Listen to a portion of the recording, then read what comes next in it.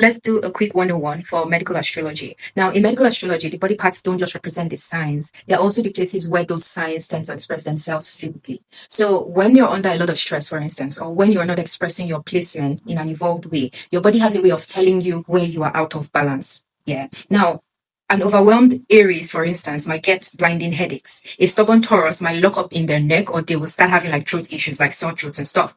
A stressed Virgo might feel it in their gut. Yeah, they'll feel it in their gut, in their intestine, stomach issues. Because remember, Virgo rules the small intestine. Yeah. Now, a Capricorn who is carrying too much responsibilities might notice it in their joints or in their bones or even on their skin. But it's also very important to understand that you don't have to be an Aries, for instance, to have headaches, or you don't have to be like a Gemini sun to have shoulder pain. Medical astrology looks at your whole birth chart, not just your sun sign. This is where astrology in general gets misunderstood. Yeah. So even in medical astrology, it's not as simple as saying I'm a Leo, so I'm only going to have heart problems, or I'm a Cancer, so I'm only going to get cancer. No, that's not how that works. So medical astrology is not about predicting disease. It's about using your body as another language, yeah, that your chart speaks. So you're speaking through your charts. So where something shows up in your body can point towards the energy that needs your attention. For example, yeah, both of my parents had Cancer placements. They were both Cancer sun signs, and they both passed away from cancer. But the cancer did not manifest in the same place for both of them. It affected completely different regions of their body, yeah, of their bodies. Now, in astrology, that distinction is very important. The specific location where a disease takes hold points you directly to the other signs and the planetary dynamics at play in their chart, showing you exactly where the energetic overload or the emotional suppression was happening.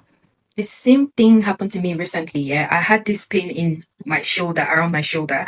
And instead of just thinking physically, I also thought, astrologically. I asked myself, what exactly is hurting? It was not my bone.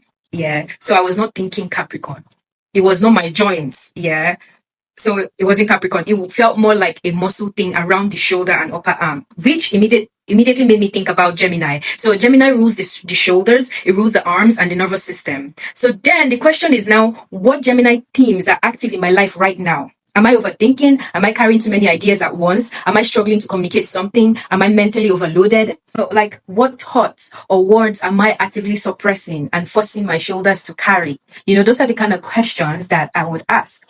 And that is the true power of medical astrology. Your chart is like a living diagnostic tool. And of course, it's not here to replace medical advice. Please go to the hospital. But it's just here to give you more insight into what is causing something. And of course, you should still go to the hospital to get diagnosed. Now, so when something starts hurting, your body is using the specific traits of that zodiac sign to call you out and show you exactly where your energy is blocked or where it is misaligned. So once you stop treating pain like it's a random inconveniencing thing, and you actually start listening to it as an astrological roadmap, you can finally address the root emotional or the psychological cause instead of just treating the symptom. But whether or not astrology is the explanation, those are just useful questions to ask, because your body is telling you a story way, way, way before your mind catches up.